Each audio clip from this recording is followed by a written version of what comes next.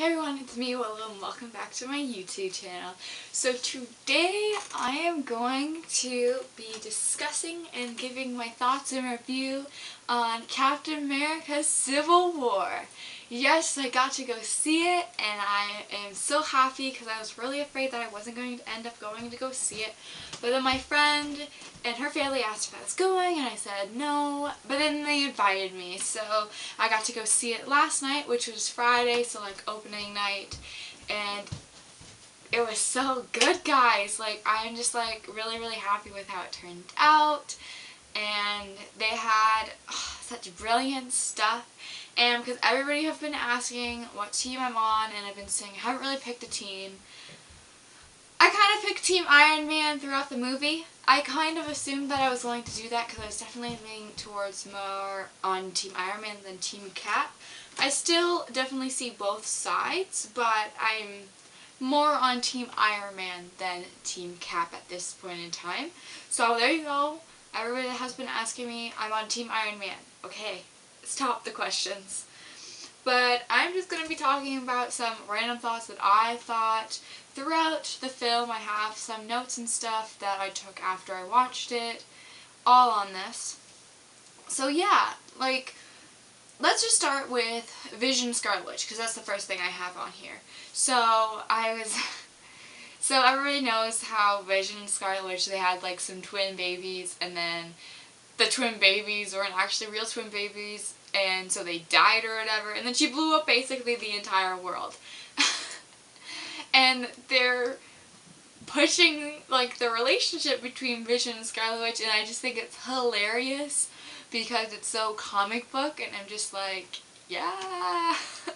I think it's so funny, and I was enjoying myself the entire time while they had their scenes together. So like on Avengers Tower and stuff, like he phases through her wall and she's like, we talked about this? And he's like, well, I assumed because the door was open I could just come in. So that's hilarious. I really liked it.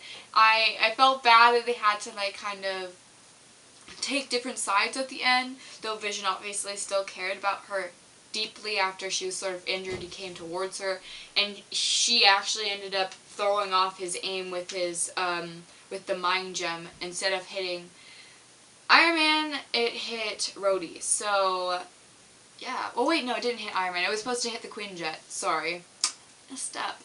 But it obviously, they show they have a really good bond together, so maybe we'll get some twin babies in the future. You never know. Except they're kind of making her very young, I guess. I guess she's supposed to be in high school. I don't know. I kind of assumed that she was like 20 or something, but maybe she's like 18 or something. And so Marvel is known for their undercover scenes where for their undercover, they're wearing a hat and they're wearing a hoodie and sunglasses.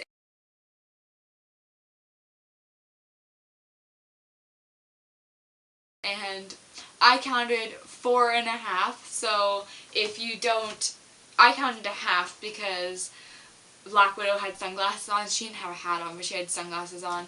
And then Scarlet Witch, she had a hat on. And Falcon and Captain America both had sunglasses and hats on. So that was 4.5 or 3. Somebody else had one on too. Oh, Bucky had a hat on and some hoodies.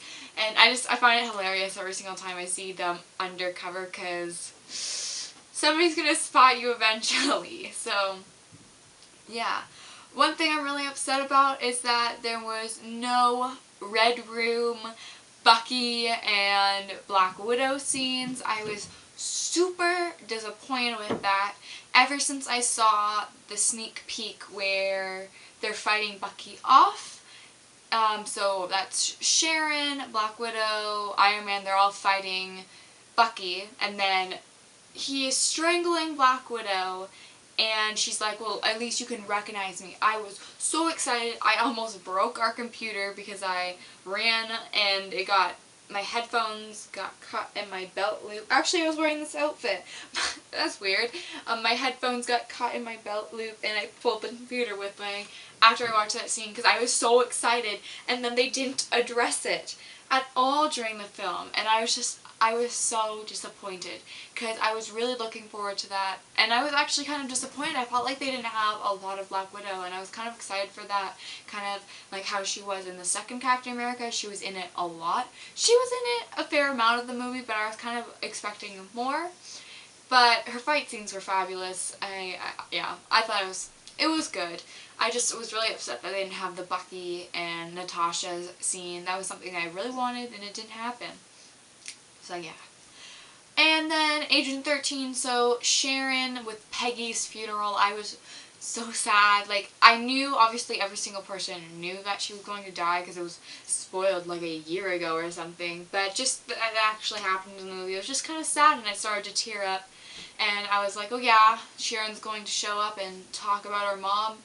But no, it's her aunt. Peggy's her aunt. So I was assuming that Sharon was the daughter of Peggy, but she ended up actually being the niece, which I thought was pretty cool, but I don't know.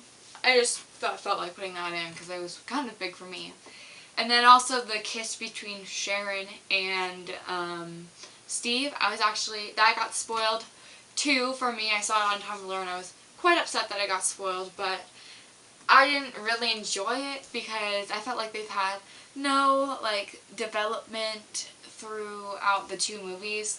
Like, at least not long enough. They just sort of kissed and they were like, yeah.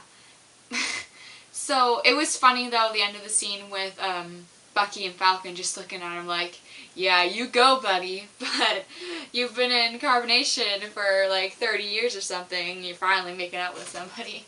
But I just didn't really enjoy it. I felt like they need more development, and they didn't get that through this film, and they just sort of kissed.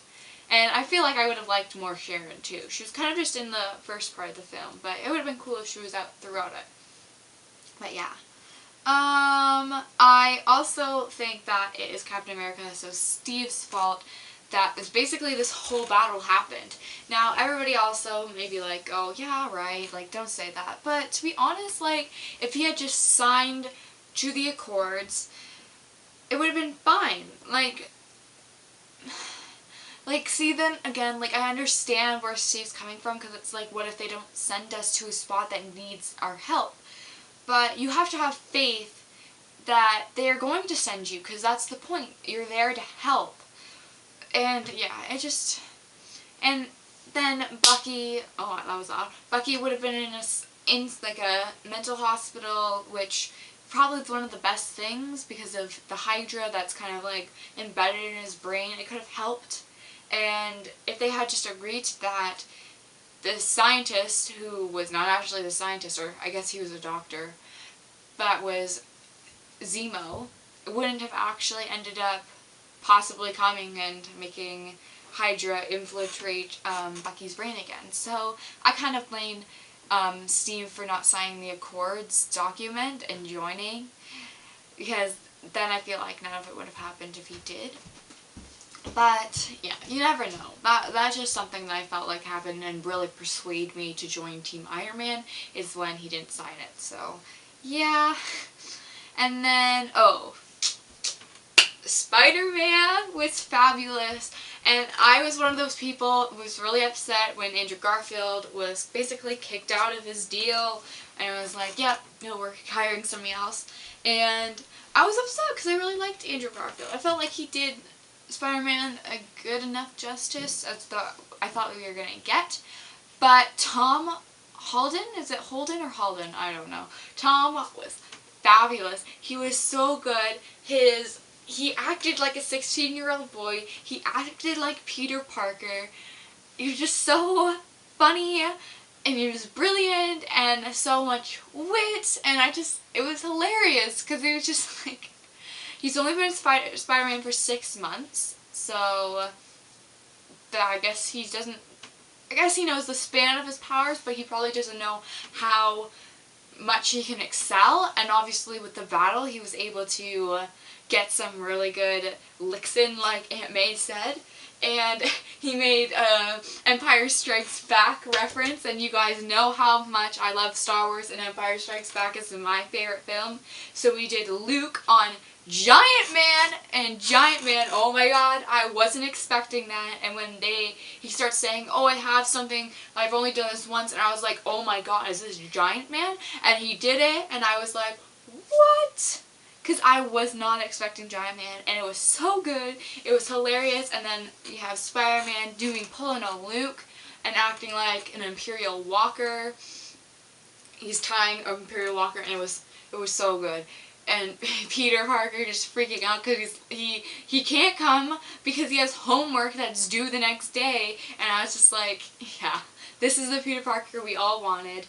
And they had mentioned homecoming, the word homecoming, at least like 5 or 8 times throughout the film, because that was one of the triggering words for Bucky. And every single time they said homecoming, I'm like, homecoming, Spider-Man movie, I'm so excited. And the post-credit scene was the homecoming symbol with Spider-Man. Iron Man gave him like a projection like bracelet or whatever, kind of like a Batman symbol, but it's a Spider-Man symbol, just being like, yeah, Spider-Man will return, and he's going to be returning in Homecoming. And I was so excited. I can't wait for it to happen. It's going to be such a good movie. I praise Tom Holden, or Holden, or whatever his name, for doing this character justice and making all of us comic book geeks so happy, because now we finally have Spider-Man back with Marvel, and we have an amazing, justice-filled Spider-Man. Okay, I'm not going to talk about Spider-Man anymore, because I could just sit here for hours talking about it. But I'm going to talk about T'Challa, and I love saying T'Challa. I said it so many times during the film, just because I love how it sounds, and I don't know what the actor's name is who plays Black Panther. So sorry, but he did such a fabulous job. I love his accent. I feel like they kind of like altered it to have like a Wakanda accent, which I think is cool. And his dad was really nice, and I really liked how I was totally feeling the Black Widow and Black Panther vibe. I don't know, I don't think they ever get together in the comics, but I'd be okay, like, if they got together maybe in the next couple films. I don't know, I really liked T'Challa. I think he did such an amazing job as Black Panther, like the actor. He was so fabulous. I love the retracting claws. They are so cool. And then the vibranium suit, and just him going after Bucky because he wants revenge, and now he's the king of Wakanda, and how they make full circle, and then he realizes that's Zemo, and he saves Zemo from killing himself, because that's like the most cowardly thing you can do after you've done such horrible harm, to kill yourself. So now he's locked up, and he's never going to get out. Hopefully. He probably will end up getting out, knowing Marvel. And then him being able to take Bucky in and holding him at Wakanda, leading up to the Black Panther movie with the Panther God. And I really liked his ring. It kind of like controls the vibranium. I didn't know that like was a thing. Like, I know his necklace or the medallion or something is kind of like has some magical powers to like the god, like the Panther God, or however his gods or whatever work, like his religion work. And I was really hoping that they would do something like that, but they're probably saving that for the Black Panther film. But I liked the ring and how it controls the vibranium, and I thought that was really, really cool. I just love T'Challa. He's so cool, and yeah, I love him. He's total royalty, and yeah, it was cool. Oh, the Winter Soldier. Like, how there was more than one Winter Soldier. Is that in the, like, please let me know down below. Is that actually something that happens in the comic books? Because I've read a couple of Winter Soldier, like Captain America comic books, and I've never come across several Winter Soldiers. But when I was watching the movie, I was thinking, oh, so you're going to do several Winter Soldiers, but you're not going to elaborate onto Red Room. Yeah, everybody knows how much I love Black Widow.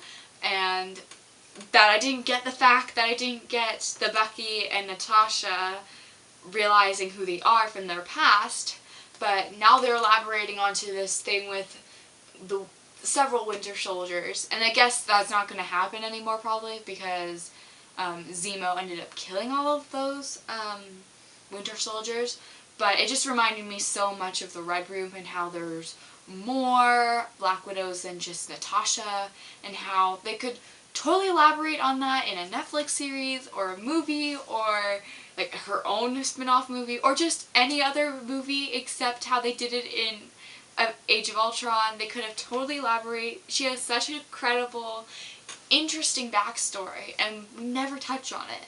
And I just want it so bad.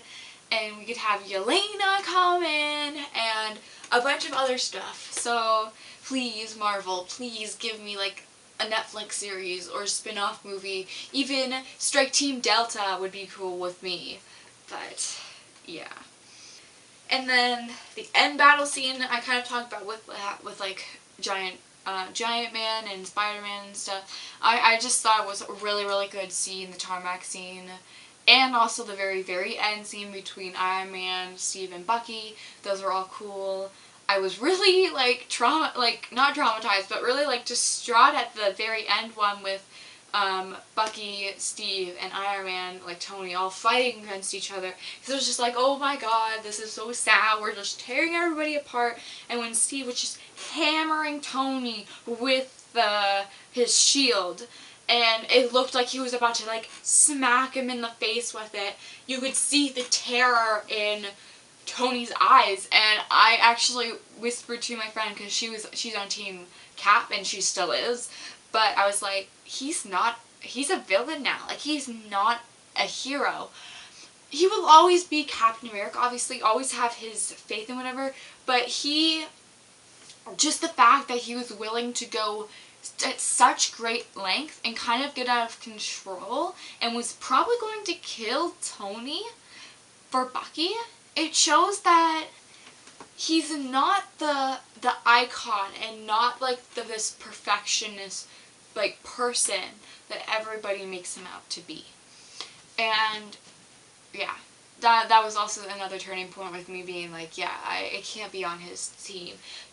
Tony, though he's done horrible stuff in the past and his ego does get to him and he has all this money that he can use to just fix a lot of problems, in the end he really just wanted to be taken under control, and that's why he signed the Accords, because he knew what happened when stuff was out of control with his weapons, with New York and Sokovia and all these things. He didn't want that to happen anymore, and that's why he signed the Accords. And that's what I agree with. And it's like, sometimes, even though you are doing the best thing that you can, it gets out of control. And if maybe you have somebody that is giving you the authorization to do stuff, it won't get as out of control as it could if you have no limits.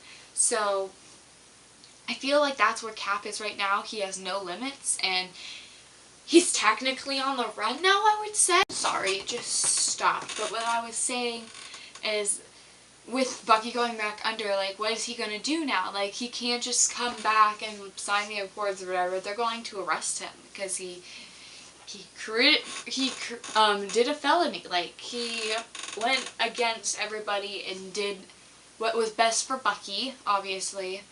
And now he's broken out Falcon and Scarlet Witch and Clint and Ant-Man and everything, and which I'm happy about, because I did not want them locked up. I felt really bad for Hawkeye because he was away from his family, and then also with Scarlet Witch because she was like in a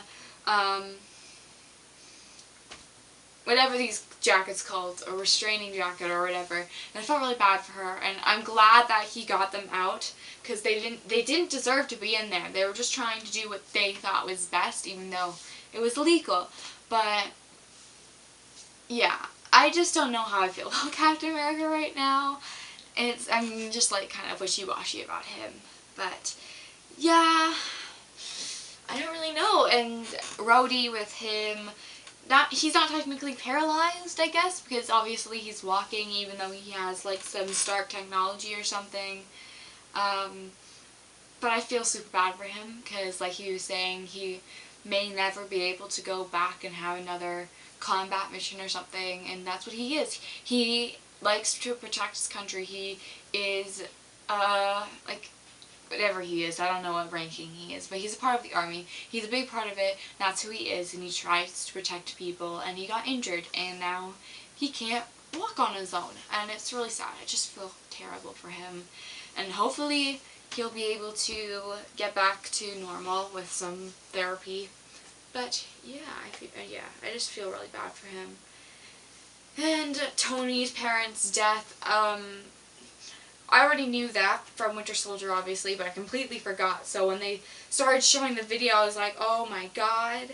And just how they actually showed the video with Winter Soldier strangling both of them, I felt terrible for Tony, because Tony was only like 20 years old or something like that, and I love how they did the young Tony Stark, so Robert Downey Jr., very young and stuff, but I just felt bad for him because he never realized how much his dad did love him, and it just kind of left at a horrible point, in that it's like he said he loves him, but he took it back with like some sarcastic remark, and that was the last thing he ever said to his dad, and that probably ended up thinking in Tony's mind that his dad didn't think he loved him, and it was sad, and I felt bad for Tony, and I don't blame Bucky because he was under the Hydra influence, but still, it was sad. It was just a sad movie because everything's happening. So Tony and Pepper are on a break, which is also sad. And then I guess like Tony and Steve, they aren't friends anymore. Like, I like how Steve